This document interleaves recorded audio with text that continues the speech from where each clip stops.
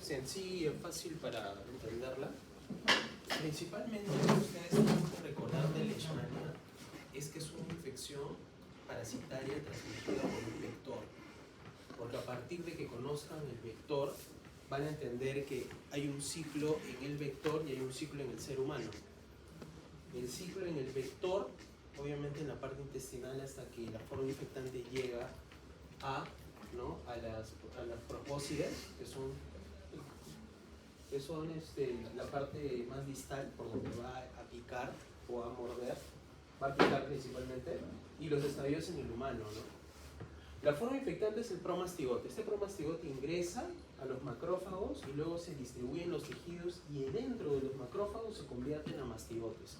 Y en los tejidos ustedes van a encontrar a mastigotes. Por lo tanto, si ustedes les preguntan ¿cuál es la forma infectante? La forma infectante es el promastigote. Y la forma diagnóstica principalmente son los amastigotes, ¿verdad? Que los van a encontrar en tejidos. Ahora, recordar que los casos de Leishmania, si bien es cierto hay una tendencia a la disminución y hay una incidencia de 1.54 casos por 100.000 habitantes, lo que tenemos que recordar es que es más frecuente la leishmaniasis cutánea, en azul. Es más infrecuente la mucocutánea, y en Perú hasta el momento no se ha reportado la forma visceral. ¿Ok? Recordar que hay 0 defunciones, no hay fallecidos. No hay fallecidos hasta el momento, desde el 2019 al 2024. Y recordar también que en el 2023 la incidencia fue 1.54 casos por 100.000 habitantes. ¿Ok? Si bien es cierto, estamos viendo una disminución, pero ustedes ya deben saber, eso ha sido mediático, que los casos se han incrementado en Ancash o en el norte de Perú, incluso reportes de casos en Lima incrementándose, y que hubo desabastecimiento del tratamiento para Leishmania.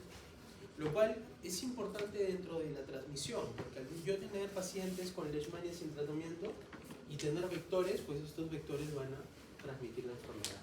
Entonces, principalmente esta enfermedad está localizada en estos departamentos: Madre de Dios, Cusco, Piura, Cajamarca. ¿Ok? Lo vamos a ver aquí. Ya los casos acumulados durante el 2023, 548 distritos de Perú han reportado al menos un caso. Y el 45.2% de los casos se concentra en Madre de Dios, Cusco, Piura y Junín. Acá lo ven ustedes, claramente. Casi pintado todo Perú. Principalmente selva, ceja de selva y regiones del norte, costa norte de Perú. Y pues los casos reportados en la semana 1 en Lima, en Perú. Casos en Lima y los casos que son frecuentes en la parte de la selva. ¿Ya? Eso es importante que lo recuerden. Principalmente, ¿por qué estudiamos esta enfermedad? Porque tiene 2 formas clínicas principales, ¿no? Tiene una forma clínica cutánea. ¿Cómo se llama esto? ¿Qué es? ¿Úlcera? Esto es una úlcera, y todo paciente que tiene una úlcera que ha sido tratado por más de 4 semanas y esta úlcera no cierra, hay que descartar Leishmania. Más aún si viene de Perú, y más aún si viene de la selva, ceja de selva o el norte de Perú. ¿Ok? Y acá ustedes ven las 2 formas, la cutánea y la mucocutánea. Esto es una pirámide nasal, una nariz, en la cual ustedes ven eritema, flebosis. ¿Ok? Y esto pues compromete, incluso puede hasta comprometer la tráquea. ¿Ok? Es una forma mucocutánea. Acá ven otros ejemplos de formas cutáneas, donde van a ver una úlcera con bordes impurados, con una base limpia, y que es una úlcera sin dolor, que no causa dolor. ¿Okay? Muy bien. Esta enfermedad es causada por casi 20 especies de Leishmania. Y pues recuerden que el género la familia la comparte con Trypanosoma también, Trypanosomastidae. Por eso es muy parecida, ¿no? Muy parecida en los estadios. Recuerden que en el tripanosomiasis van a tener tripo y epimastigote. En Leishmania van a tener promastigote y amastigote. El promastigote flagelado, el amastigote sin flagelo. El promastigote la forma infectante y el amastigote la forma en que yo voy a encontrarlo intracelular, no móvil. ¿Ok? Entonces, forma infectante promastigote, forma en que lo voy a encontrar mayormente en los tejidos, amastigote. Así es. No hay mucho más que encontrar o buscar allí. Es simple. Y vamos a encontrar las formas, ¿no? Forma evolutiva, mastigote. Ustedes van a tener la mastigote sin flagelo, pero tiene quinetoplasto, tiene un cariosoma grande, un núcleo grande y un cariosoma central, y aproximadamente mide de 2 a 5 micros, ¿no? Y es la forma replicativa en el vertebrado. También van a encontrar, y acá lo ven, miren, rodeado de glóbulos rojos, ¿no? Los promastigotes. Perdón, los amastigotes, ¿no? Amastigotes, ¿ya? Mastigotes. Y van a encontrar también los promastigotes que son flagelados. Ustedes lo pueden ver aquí con el quinetoplasto en el extremo anterior, de 10 a 15 micras, móviles, ¿no? Ahí los pueden ver. Y acá los van a ver con más claridad. ¿Sí? El ciclo biológico, vuelvo a mencionarles lo mismo. Tenemos un ciclo en el humano y un ciclo en el mosco. A nosotros nos va a importar principalmente el ciclo en el humano. Para cuestiones de investigación, intervenciones, sí nos importa el tema del mosco, pero principalmente quiero que recuerden que el mosco transmite, pica y transmite los promastigotes, si quieren llámenles metacíclicos, pero al fin y al cabo promastigotes, y que en los macrófagos los promastigotes se convierten en amastigotes y estos amastigotes invaden los órganos, principalmente la piel, en estas úlceras que nosotros vamos a encontrar. Y la parafina se da principalmente por esta interacción del promastigote con el macrófago, principalmente en esta molécula que es la LPG, aquí está. Esta LPG es una molécula de superficie que predomina en los promastigotes, se llama lipofosfoglicano, lipofosfoglicano, este de aquí. ¿Okay? Y recuerden, como este parásito va a entrar en los macrófagos, va a tener un mecanismo de defensa para que los macrófagos no se lo coman, no lo rompan, no lo eliminen. Este mecanismo, el parásito disminuye producción de especies reactivas de oxígeno y nitrógeno, ya que posee dos moléculas, que son las peroxidosinas, ¿no? Son peroxidosinas, ¿no? ¿Ya? Y una superóxido dismutasa, ¿okay? Que ante la producción de radicales los va a eliminar, va a escapar, produciendo que este promastigote en el macrófago se convierta en amastigote. ¿Okay? Es de esa forma que se produce la infección. Ahora aquí, con todas estas moléculas, estas interacciones moleculares, pueden haber miles de mutaciones, las personas pueden tener algún cambio en esas moléculas que las hagan más sensibles o más resistentes. Y obviamente, como este tema o este problema tiene que ver con la piel, acá ustedes deben haber estudiado las células dendríticas, ¿no? Que también forman parte de la inmunidad, principalmente de las infecciones dérmicas, ¿no? Para que se desarrolle una respuesta inflamatoria de tipo 1 frente a Leishmania, es necesario que las células dendríticas internalicen a los amastigotes a través de receptores, toll-like receptors, ¿no? etc., que pues van a persistir. Miren, ¿por qué persisten estos microorganismos? Ustedes sabían que los pacientes con Leishmania pueden tener curación espontánea hasta un 20%, 30%, y esa diferencia entre ir de una curación a tener la diseminación del parásito tiene relación con los mecanismos que tiene el macrófago alrededor, con mutaciones que predisponen a una persona que esta enfermedad se disemine. ¿Okay? Tenemos también el vector, Luxomia y Phlebotomus. Ahí está. La transmisión principalmente es vectorial, pero también hay otras formas de transmisión, a través de transfusiones sanguíneas, a través de trasplantes de órganos, de jeringas contaminadas, ¿correcto? Eso es muy importante. Y recuerden la parte epidemiológica. ¿Por qué? Porque estos escenarios de ambientes selváticos, ambientes rurales o periurbanos van a dar condiciones para que estos vectores proliferen. ¿Okay? Y al proliferar, pues hay más casos. Estos vectores antes tenían un comportamiento, estamos hablando hace 20, 30 años, un comportamiento bien establecido.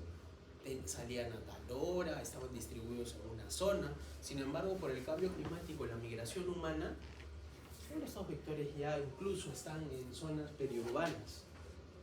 ¿Okay? Que no sorprenda que unos años puedan estar también por aquí, con más frecuencia. Entonces, ¿cuáles son las formas clínicas? Hay 3 formas clínicas. 3. La visceral, que no está reportada en Perú. En Brasil sí. La leishmania cutánea, que es la úlcera que mencionamos. Y la mucocutánea, que es un compromiso de la parte mucosa. Solo 3 formas. La forma cutánea, principalmente, ¿okay? En América, la cutánea y la mucocutánea están restringidas a 15 especies. Las 3 especies más importantes son Leishmania mexicana, amazonensis y venezuelensis, ¿okay? Pero con respecto a las 4 principales de Viania, subgénero Viania está Brasiliensis, Paramensis, Peruviana y Guayanensis. En Perú, la mayor parte de casos se da por Brasiliensis, Peruviana y Guayanensis. Es el mayor porcentaje de casos reportados. Y la forma cutánea tiene diferentes formas de presentación. Va desde una mácula, pasando por una pápula, un nódulo y hasta la forma ulcerada con cicatrices. La progresión puede ser lenta, esto puede demorar años incluso. ¿Ok? Y además, como tiene una úlcera expuesta, puede sobreinfectarse con una bacteria. ¿Ok? Y ahí tienen los tipos de leishmaniasis cutánea, la forma cutánea, que tiene úlceras únicas, principalmente una o 2 úlceras, y la forma cutánea difusa, que tiene principalmente lesiones nodulares. La diseminación en la leishmaniasis cutánea es por vía tisular, sanguínea y linfática, a diferencia de esta, que usualmente está cercana o en el lugar de la picadura del mosquito. Y esa es la distribución de la leishmaniasis cutánea en un mapa de la Organización Mundial de la Salud del 2018. Y vamos a ver los casos reportados de leishmania cutánea. Los más de 5.000 están en vino, en colores de este oscuro, ¿no? Acá está Perú, con Brasil y con Colombia. ¿Ok? Pero es una zona endémica de esta enfermedad. Leishmaniasis mucocutánea, ya les mencioné. Acá se ve el cartílago, ¿no? El tabique. Este parásito come todo lo que encuentra. ¿Ok? Y miren lo que produce. Usualmente esto se da en los primeros 5 años de la infección, porque a veces estos pacientes viven tan lejos que no tienen tratamiento. Es más, imagínense, los que viven cerca, se ha reportado que no había tratamiento y recién lo han traído hace 2 semanas. Imagínense cuántos habrán ido ya a la forma mucocutánea porque no había tratamiento disponible. Estas lesiones pueden iniciarse aquí en el tabique nasal y posteriormente pueden incluir, o sea, expandirse hasta la tráquea, hasta las cuerdas vocales incluso. Estas lesiones se caracterizan por tener poquitos parásitos. La leishmaniasis visceral. No hay en Perú, no está reportada. Hay en África, Asia, en América también, Brasil, por ejemplo. En América principalmente producido por Chagas infantum, ¿no? Ahora, recordar, característica principal de una forma visceral, la esplenomegalia. El vaso normalmente debe estar en el borde aquí, pero el vaso acá lo han dibujado y miren hasta dónde está. Todo esto es el vaso. Hay una gran esplenomegalia. El 90% de personas con esta forma visceral fallece sin tratamiento. Si no tienen tratamiento, fallece. Pueden ser asintomáticos, hasta en un 90%, 100%. La incubación es de 2 a 4 meses. La enfermedad clásica es fiebre, esplenomegalia, anemia. En las áreas endémicas, algunos individuos pueden desarrollar la enfermedad oligosintomática. Los signos cutáneos más frecuentes son los nódulos subcutáneos y puede estar asociado a enfermedades que producen inmunosupresión, como el VIH, o desnutrición, o entre otras. Ya que ustedes ven cuál es la frecuencia, el reporte en el 2018 de leishmania visceral, y ven que los que están en este color celeste son porque no tienen casos autóctonos reportados. Pero sí lo ven ¿dónde? En Brasil, en alrededor de Perú, a excepción de Ecuador, Perú y Chile. ¿Ok? En los demás lugares sí los han reportado. ¿Ok? Entonces la forma visceral no ha sido reportada hasta el momento en Perú. ¿Cuál es el diagnóstico? Al yo tener las úlceras, puedo hacer el diagnóstico de varias formas. Puedo hacer un frotis que tiene una sensibilidad del 20 a 70% y es operador dependiente. ¿Qué quiere decir? Va a depender de quién toma la muestra. Puedo hacerlo a través de la prueba de Montenegro, hasta 85%, pero el gol estándar diagnóstico, porque ahora lo que ya se conoce de este parásito es que incluso el tratamiento tiene que estar guiado de acuerdo a la especie. Y para determinar eso yo no lo voy a determinar con y cultivo menos todavía, menos frecuente el uso. Ni con prueba de Montenegro, ni con búsqueda del parásito. Yo lo voy a determinar con el PCR. Por lo tanto, el PCR es el gol estándar diagnóstico aquí en esta enfermedad. Y podemos tener pruebas, por ejemplo, que son cómodas, baratas y que usualmente se usan aquí en Perú, como la del frotis, pero es operador dependiente y tendrá una sensibilidad cercana al 80%. ¿Ok? ¿Qué se hace? Se limpia la lesión, se quitan las costras, se raspa, se corta, ¿no? ¿Ok? Y luego pues se extiende la muestra en lámina y se hace la curación. ¿Ya? Eso es la prueba directa. Y luego tenemos una prueba de Montenegro, ¿no? La prueba de Montenegro es inocular un poquito de promastigotes a nivel térmico y esperar 72 horas para ver si alrededor de la lesión, de la inoculación, se ha producido un halo mayor de 5 milímetros. ¿Ok? Es como una prueba de tuberculina. No sé si es que les han enseñado en microbiología, ¿no? Tuberculina. Sí, les habrán enseñado eso. ¿Cuál es el tratamiento? El tratamiento de elección es los amonios pentavalentes. Dentro de ellos el estimulgluconato sódico, tanto para la forma cutánea como para la forma visceral. Y tratamiento de segunda línea, en casos que son resistentes al tratamiento, puedo usar el anfotericin B liposomal, que es un fármaco que yo uso usualmente para tratar infecciones fúngicas invasivas. Poco disponible en Perú, se tiene que importar. Ha llegado hace 2 semanas, recién desde todo el año que no había, incluso el año pasado. La diferencia de precios es marcada. Este anfotericin B liposomal, cada frasco está 300, 400 soles más o menos. El tratamiento dura entre 20 a 28 días. Se puede extender un poco dependiendo de la evolución del paciente. El anfotericin B liposomal es un tratamiento alternativo, ¿no? De segunda línea para esta enfermedad. Entonces vamos a aplicar lo aprendido con respecto a esto. La pregunta es, ¿se puede transmitir leishmania de persona a persona? ¿Puede existir esa transmisión? ¿Se puede dar? No. ¿De sangre? No, porque la transmisión es por un vector. O a través de transfusiones, donaciones de órganos, ¿no? Compartir jeringas. Entonces, la transmisión de piel a piel no se da. Menciona la forma evolutiva infectante de leishmaniasis. ¿Cuál es la forma infectante? ¿Cuál es? La forma infectante, chicos. El promastigote. Acá lo pueden ver. Promastigote, ¿no? Okay. ¿Cuántas formas clínicas hay de malaria? De leishmania. 3. ¿Cuáles son? Visceral, cutánea, mucosa. ¿Cuál es la que no se...? No, mucocutánea. Cutánea.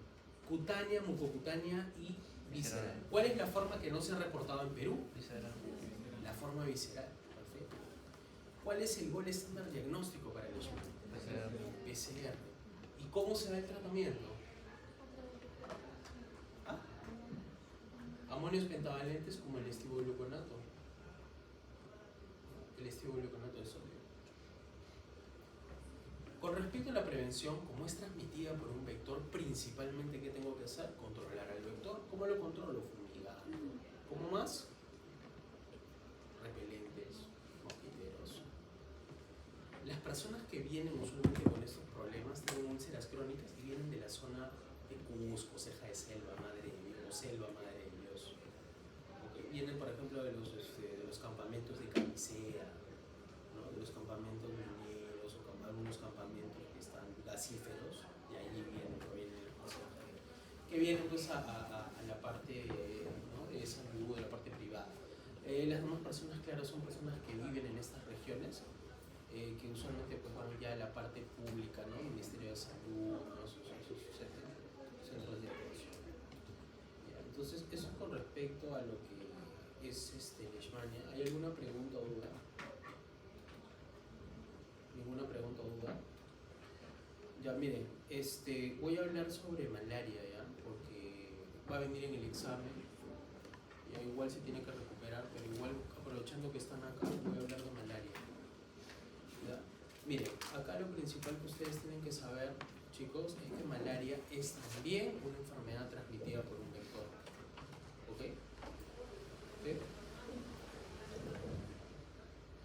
Y principalmente, malaria es causada por 3 parásitos en Perú: Vivax, Falciparum y Malariae. Vivax, Falciparum, Malariae. Vivax, el mayor porcentaje de casos. Falciparum igual y Malariae mucho menos. ¿Ok? Ya pueden ver en la curva epidemiológica del 20 al 23. Igual, principalmente en las regiones donde se transmite, donde está o se reportan los casos: Loreto, Amazonas, Junín, Cusco. Esas zonas de ahí, principalmente. ¿Ya? Número de casos por distritos de malaria en Perú. Ven toda la distribución principalmente en Loreto. ¿Ok?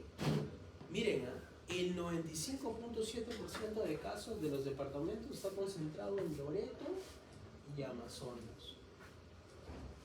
95% de casos. Entonces, si es que viene una pregunta probablemente de alguien de allí, pues esa es una de esas probabilidades diagnósticas. Y principalmente Vivax, 16.212 casos, 20.000.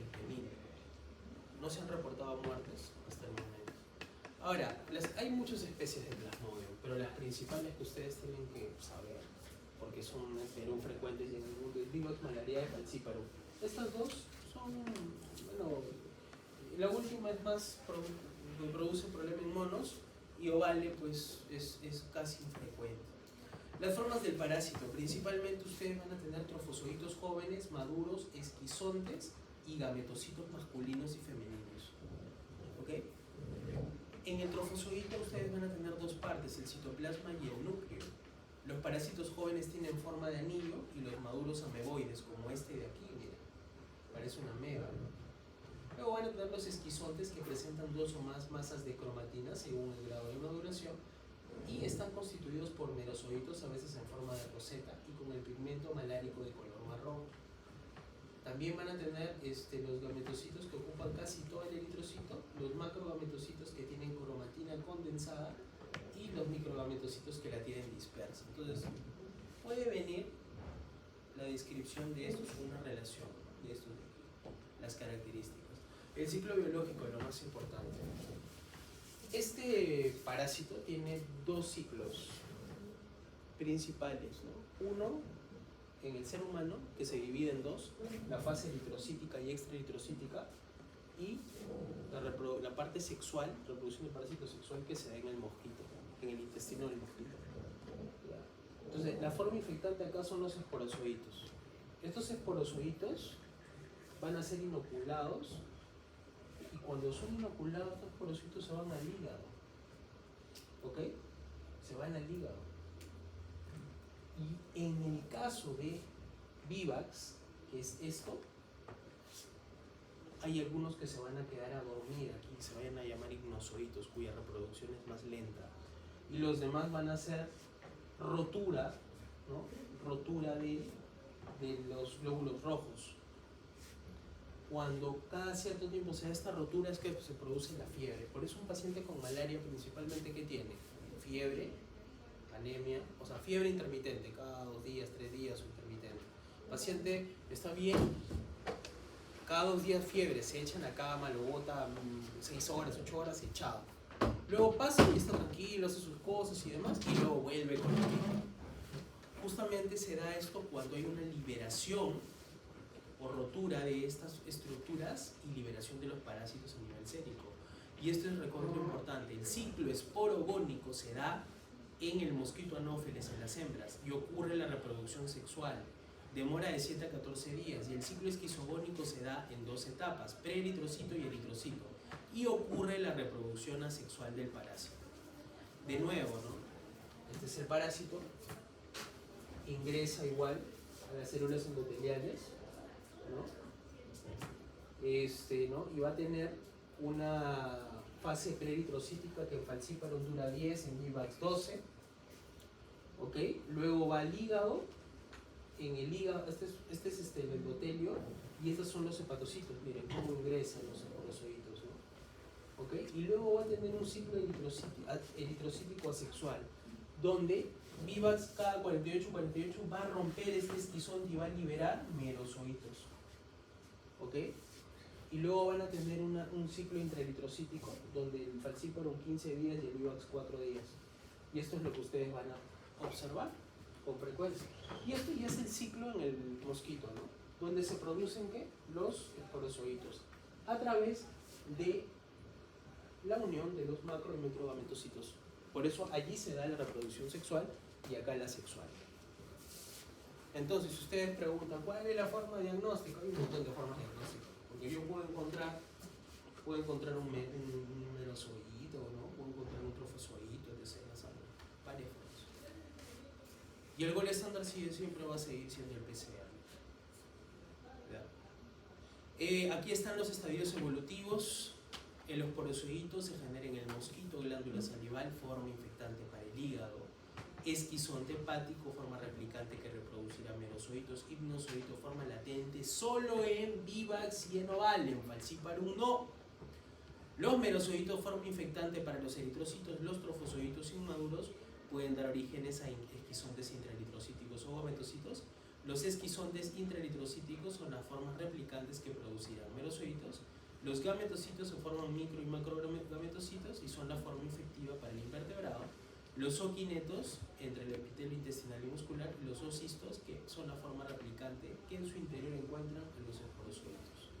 De esto, yo solamente les voy a preguntar esta parte de acá, la primera parte, ¿no? Esta de acá. Porque lo demás es muy variable, ¿no? ¿Por qué se caracteriza el eritrocito parasitado de Vivax?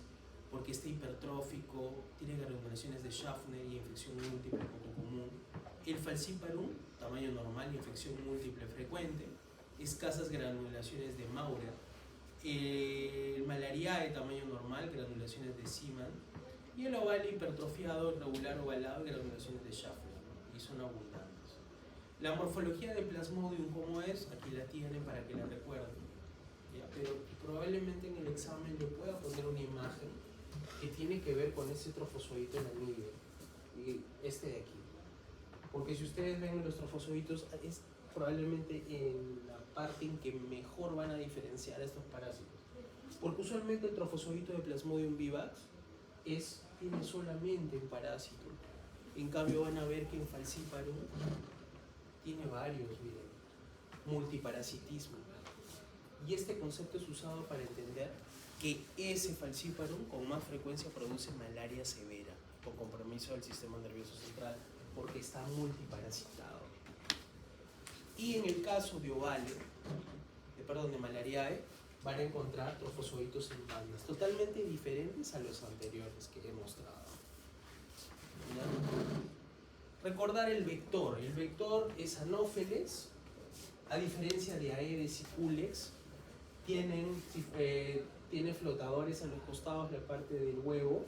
La larva va horizontalmente al agua. Este es el agua y va horizontalmente al agua. A diferencia, paralelamente al agua, ¿no? A diferencia de la larva que es transversal de Aedes, dengue, y de Culex, que otro tipo de mosquitos, ¿no? Las pupas sí son bastante similares. Los mecanismos de transmisión: hay transfusión sanguínea, transfusión transplacentaria, recuerden, no madre a hijo, adictos a drogas por transfusiones con inyectables, y obviamente la transmisión vectorial. Principalmente el daño principal de este parásito es que daña al glóbulo rojo, ¿ok? Lo va a alisar, lo va a hacer explotar. Probablemente por eso las personas con malaria tienen anemia. ¿Okay? Paciente con fiebre y con anemia que viene de la selva o del norte, malaria. Paciente con fiebre y con anemia que viene de las sierras norte de Perú, hay que descartar bartolomelosis principalmente. Pero en este caso, si viene de la selva, ¿no? De Piura, malaria. ¿Ya? Daño al eritrocito, ¿ok? Y tanto es el daño al eritrocito que incluso pues estas alteraciones producen que hay hiperviscosidad, y esta hiperviscosidad produce que la sangre no puede irrigar bien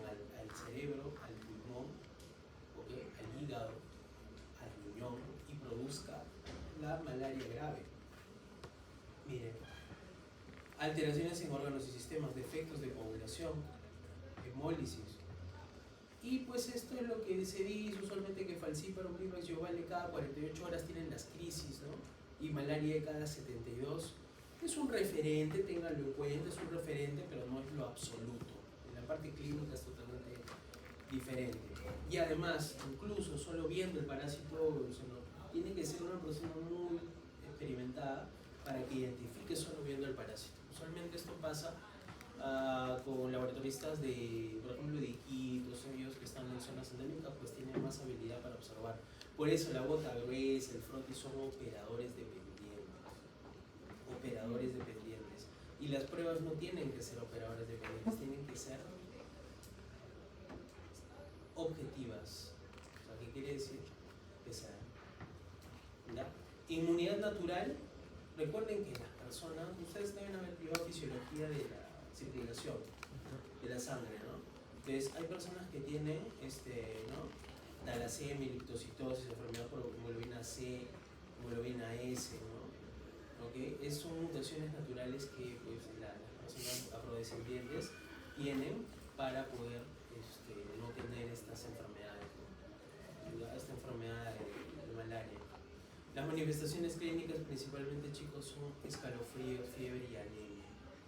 ¿Okay?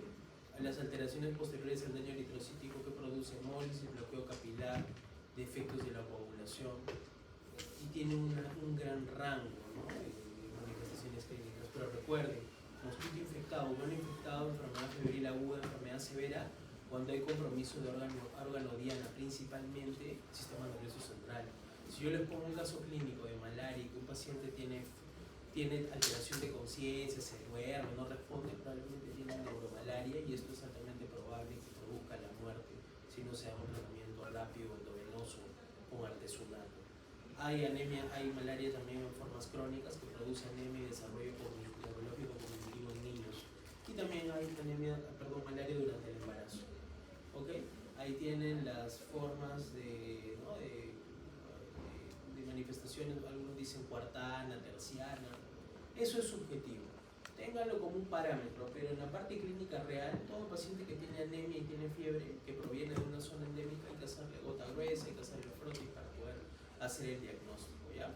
Eso es muy importante que lo recuerden. Diagnóstico, ¿cómo se hace? Frotis fresco, gota gruesa, perfecto. Pero más difíciles de interpretar y preparar. Y la medicina en el diagnóstico siempre tiende a tener un método rápido, un método sencillo, porque muchas veces en las zonas donde hay personas que tienen malaria no hay un laboratorista que está entrenado. ¿Okay? No hay un laboratorista que está entrenado. Entonces los métodos tienen que ser cada vez más sensibles y menos complicados. Se pueden hacer los PCRs. Si bien es cierto, según eso no está ampliamente difundido, pero usualmente los protocolos de pacientes febriles en zonas endémicas se les pide el PCR. Por lo tanto, que el gol estándar ahí es el PCR para el diagnóstico de leishmania. Tratamiento. El tratamiento principalmente va a ir, en el caso de Vivax, por eso les mencioné esta parte que era recontra importante. ¿Dónde está esto?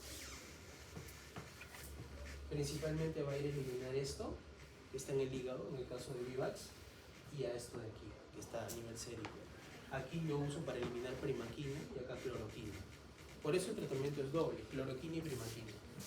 Primaquina no se puede dar en gestantes, pero es importante, tan importante para matar esos monozoitos en Vivax, ¿okay?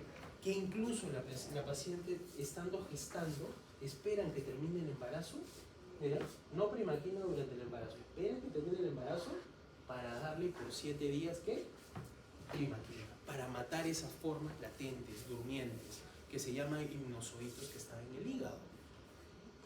Y la cloroquina obviamente se da para matar a todas las que están a nivel sérico.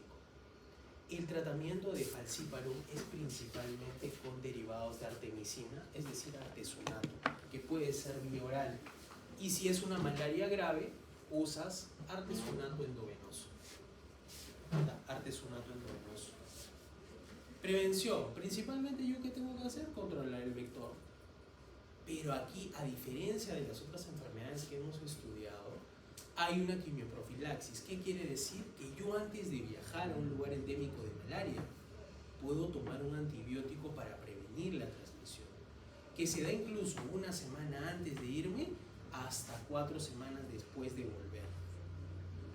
Usualmente puedo usar la doxiciclina, entre otros fármacos, dependiendo a qué zona me vaya también, ¿no? Porque si me voy a una zona donde usualmente es resistente cloroquina, malaria, pues no me va a servir cloroquina, pero sí puedo usar los demás. Entonces, esto es una de las pocas enfermedades donde sí se puede dar profilaxis antes de, o una profilaxis previa, ¿no? Quimioprofilaxis, ¿ok? Y recuerden también que en el caso de malaria, a diferencia de las otras enfermedades, sí hay una vacuna que principalmente se aplica a niños, ¿no? A niños de zonas endémicas. ¿Qué otra enfermedad o parasitosis que hemos leído, que hemos repasado hasta ahora, que hemos tocado hasta ahora, se previene con vacunas? ¿Hay alguna? No. Ninguna. Esta principalmente. Miren, ahora saben que malaria se puede prevenir con vacunas. Ya está autorizado, se llama Mosquirix, ¿no? La vacuna. Entonces, principalmente lo que ustedes tienen que recordar en malaria es que hay, primero lo que va a venir en el examen, le dicen a sus amigos, voy a ver si lo pongo o no, pero igual si lo estoy dictando, igual lo vamos a ver cómo lo recuperamos. Pero igual lo que va a venir en el examen, chicos, son estas características, ¿no? Si viene alguna pregunta, no sé, porque yo tengo que hacer 5 exámenes diferentes, si a ustedes les toca, alguno que tenga malaria puede tocar, ¿no? Pero principalmente vamos a hablar del trofozoito, las características, que eso lo han visto en el laboratorio, los esquizontes, ¿no? Los gametocitos y este ciclo ciosito. El ciclo de Vivax, ojo, hepático. El ciclo en el mosco, el ciclo en el humano, que es eritrocítico y extraeritrocítico. Este ciclo de acá. ¿Okay? ¿Cuál es la forma infectante? ¿Sí? ¿Cuál es la forma que queda latente en hígado? ¿Cuál es la forma que yo voy a encontrar en sangre? Este cuadrito podría venir para relacionar, ¿no? Para relacionar. Esporozoito, merozoito, trofozoito principalmente. También estas imágenes, recuerden esta imagen de Vivax y recuerden esta imagen de falcíparo. ¿Cuántos hay acá? 1, 2, 3. Aquí, 1. Y acá, 1 pero largo. Si se dan cuenta, los demás, la verdad que son más complicados de diferenciar. Puede venir algo sobre el agente vector, de repente una imagen para que por ahí recuerden. Es bastante identificable, ya les di los tips. Tiene flotadores, a diferencia de los demás. Miren, tiene como 2 flotadores en los costados, en los huevos, y las larvas son horizontales al agua, ¿no? Sí, a diferencia de las de dengue o aedes y cules. Daño al eritrocito, principalmente esto no creo que venga, pero sí lo que quiero que recuerden es la malaria severa. La malaria severa principalmente se da cuando el ser humano tiene alteración del sistema nervioso central. ¿Qué quiere decir? Cuando la malaria, por hacer hiperviscosa la sangre, tener tantos parásitos y guisar tanto los eritrocitos, va a obstruir los capilares y va a producir hipoxemia.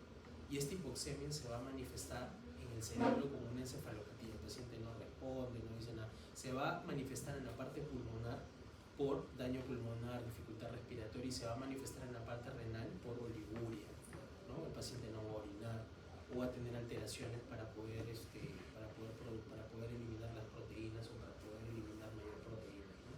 Porque recuerden también que dentro de las manifestaciones está la parte de los riñones. El falcíparo produce glomerulonefritis y en el caso de malaria produce síndrome nefrótico. Glomerulonefritis es una inflamación del glomérulo y el síndrome nefrótico es eliminar una gran cantidad de proteínas por la orina. Las manifestaciones de esto principalmente es que el paciente se hincha, se hincha, ¿no? Y bueno, glomerulonefritis principalmente va a producir presión alta, ¿no? pero pues ahí tienen las diferencias. Y el tratamiento es simplemente recordarlo: cloroquina con primaquina, primaquina para los hipnozoitos en el caso de Vivax, en el caso de falciparum, artesunato bioral, y si es que es neuromalaria o malaria severa, artesunato endovenoso. Ese es el tratamiento que se da. Y la parte preventiva, recordar que esta es la única parasitosis hasta el momento que hemos leído, que hemos estudiado, que tiene una vacuna. Ese es el resumen de toda la clase de malaria. El gol estándar de los dos es PCR. Así es. No sé si tienen alguna pregunta o duda. Es inglés. ¿Tienen alguna duda, pregunta? ¿Ninguna? ¿Todo claro entonces? Listo, coordinamos con la delegada y recuerden que la próxima semana es su parcial. El parcial son 20 preguntas. Van a dar una hora para resolver. 60 minutos con 20 preguntas. Creo que 14 preguntas abiertas y las demás para contestar. Así que por favor lean lo que hemos estudiado. Va a venir de la semana 1 a la 7. Todo ese contenido viene en el parcial. Así que tienen que leer bastante, ¿no? Recuerden lo que ustedes ya saben, lo que han respondido en el primer examen, que lo han hecho bien. Yo creo que con todas las herramientas que se les ha dado en la segunda parte de las clases de Trypanosoma, Leishmania, ¿no? Principalmente a ustedes les va a tomar Toxoplasma, Trypanosoma, Leishmania y las preguntas, claro está, de las primeras clases. Que ustedes lo han hecho bien, ¿no? Entameba, ¿no? Blastocistis, Balatidium, ¿no? Esas cosas. Conceptos, repasen los conceptos de endemicidad, pandemia, epidemia, incidencia, prevalencia, ¿no? Que probablemente también puedan venir porque es de la semana 1 a la 7, ¿no? Y principalmente toxoplasma, tripanosomiasis y leishmania. De esos tres temas es lo que va a venir la mayor parte de preguntas para mí. Así que estudien, ¿no? Principalmente ya saben que yo tomo principalmente el ciclo biológico y obviamente la forma clínica, porque no sé lo que a ustedes más les va a interesar. El tema del diagnóstico, al fin y al cabo, estos tres es con PCR todos. El gol estándar va a ser el PCR para todo: malaria, leishmania, trypanosomiasis, ¿no? Y lo demás que hemos trabajado, toxoplasmosis. Así que por la parte laboratorial del diagnóstico, eso en realidad no, eso que le tomen en el laboratorio. Yo no suelo tomar mucho eso en los exámenes, pero al fin y al cabo es el PCR, ¿no? Tengo que responder siempre PCR. Los demás exámenes de laboratorio son muy inespecíficos, son operador dependiente. Obviamente que en Perú se usan, pues no, claro, porque somos un país que tiene limitaciones para el diagnóstico. Pero si nosotros queremos saber lo que es el PCR siempre. Bueno, si no hubiese dudas, pues ahí terminamos la clase.